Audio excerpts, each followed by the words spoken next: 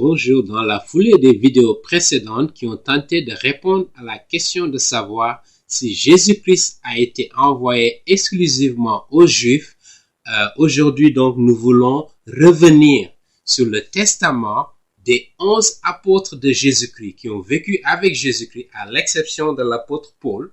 Donc ici nous excluons l'apôtre Jean qui a vécu avec Jésus-Christ et nous incluons l'apôtre Paul.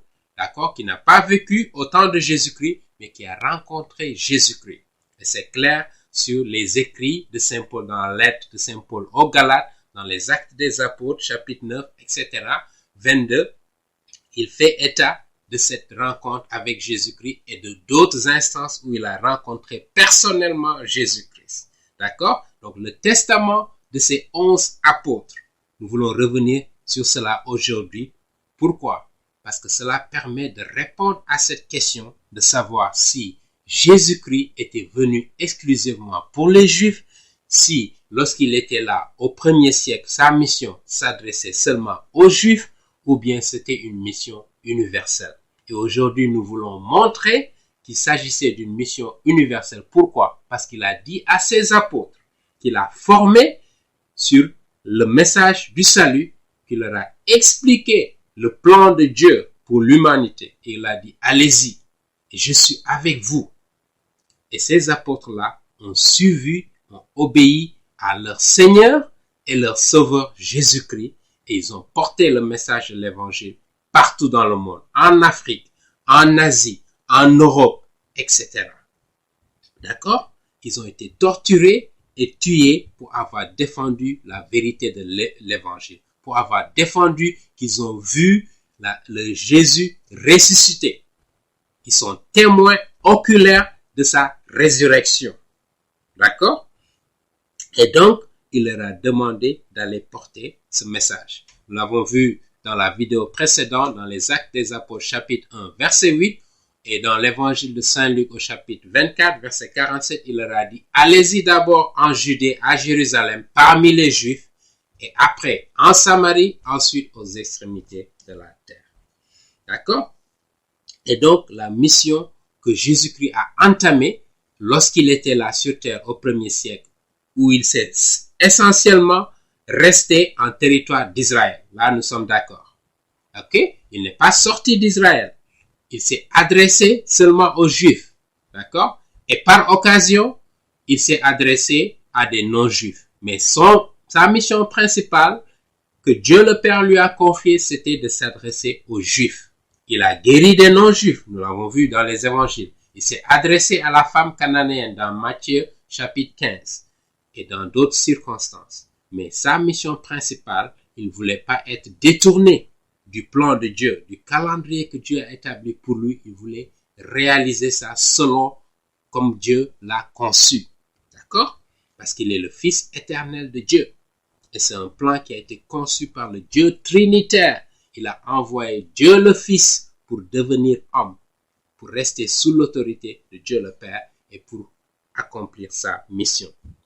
Et il a confié à l'apôtre Pierre d'ouvrir l'évangile aux non-juifs. Nous l'avons vu dans les Actes des Apôtres, chapitre 10, où Corneille, le premier non-juif qui a été converti au christianisme. Ensuite, il a confié à l'apôtre Paul, qui persécutait les chrétiens eux-mêmes, mais qui, lorsqu'il a rencontré le Seigneur et le Sauveur, et c'est là où sa vie a changé, complètement basculé. Il est parti d'assassin en prédicateur, en convertisseur. D'accord? Et dans la lettre de Saint Paul aux Galates, il nous rappelle la mission que Jésus-Christ lui a confiée. Pas un autre être humain, mais Jésus-Christ lui-même. Galates chapitre 2, versets 7 et 9, il dit, au contraire, voyant que l'évangile m'avait été confié pour les incirconcis. Et qui sont les incirconcis? C'est pas un terme dérogatoire. C'est simplement dire les non-juifs. Parce que Dieu a établi son alliance avec le peuple juif à travers la circoncision comme l'expression de cette alliance. D'accord? Verset 8, car celui qui a fait de Pierre l'apôtre des circoncis, donc l'apôtre des Juifs, il a ouvert la porte à Corneille et aux autres, a aussi fait de moi l'apôtre des païens. Donc Jésus-Christ lui a donné cette mission. va chez les païens. Donc cela signifie que Jésus-Christ n'était pas seulement venu pour les Juifs. D'accord? Verset 9, ayant reconnu la grâce qui m'a été accordée, Jacques, Céphas et Jean, qui sont regardés comme des colonnes, me donnèrent à moi et à Barnabas la main d'association, afin que nous allassions, nous vers les païens et eux vers les circoncis. Ok? Dans la lettre de Saint Paul aux Romains, regardons ça de près également, au chapitre 11, Paul nous rappelle la même chose. Verset 13 nous dit, je vous le dis à vous, païens, en tant que je suis l'apôtre des païens, je glorifie mon ministère. Donc Jésus-Christ l'a envoyé chez les païens. Et si nous prenons la deuxième épître de Saint Paul à Timothée, chapitre 1 et verset 11, il nous dit, c'est pour cet évangile que j'ai été établi prédicateur et apôtre, chargé d'instruire les païens, donc les non-juifs. Donc Jésus avait en vue les non-juifs. Et si nous prenons les Actes des Apôtres, au chapitre 14, au verset 27, voici ce qui est dit. Verset 27, il dit, après leur arrivée, ils convoquèrent l'église, donc c'est Paul et ses compagnons, et ils racontèrent tout ce que Dieu avait fait avec eux et comment il avait ouvert aux nations païennes ici la porte de la foi. Comment ils ont porté l'évangile que Jésus-Christ leur a dit chez les païens. Regardons un autre verset dans ce même livre des Actes des Apôtres, chapitre 21. Regardons chapitre 21, verset 19. D'accord? Chapitre 21, verset 19, il dit, après les avoir salués, il raconta en détail ce que Dieu avait fait au milieu des païens par son ministère. Et vous pouvez prendre également le même livre des Actes des Apôtres au chapitre 22, verset 9. Ainsi, c'est ainsi que, en raison de cette mission universelle de Jésus-Christ, pas une mission particulière s'adressant seulement à la nation juive, au territoire d'Israël, non, universelle, d'accord? Parce qu'il devait venir chez les Juifs, Jésus-Christ, et les Juifs en retour avaient l'obligation de porter ce même message à la terre entière pour leur dire qu'il est ressuscité, il est mort pour vos péchés, vous musulmans, vous témoins de Jéhovah, vous athées, vous hindous, etc. Il est mort pour vous, pour vos péchés, pour vous racheter. D'accord? Et si vous croyez en lui, en sa mort et en sa résurrection qui ont été établis dans l'histoire, il vous dit que vous avez la vie éternelle. D'accord? Lorsque vous quittez cette terre, parce que c'est la question centrale de toute religion. Comment faire pour aller au paradis? D'accord? L'apôtre Jacques a été tué par le fils de Hérode le Grand dans les Actes des Apôtres au chapitre 12. Vous pouvez aller lire ça de près, calmement. Pierre et Paul, les deux apôtres, ont été exécutés à Rome. Et on nous dit d'ailleurs que Pierre ne voulait même pas être crucifié comme le Christ a été crucifié. Il voulait être crucifié à l'envers parce qu'il dit qu'il n'est même pas digne de représenter Jésus-Christ. Parce qu'il connaît Jésus-Christ. Il sait ce que Jésus-Christ représente, qui il est. D'accord? André, son frère, le frère de Pierre, il a été crucifié en Grèce. Philippe a été exécuté à Hierapolis en Turquie, vers la Turquie.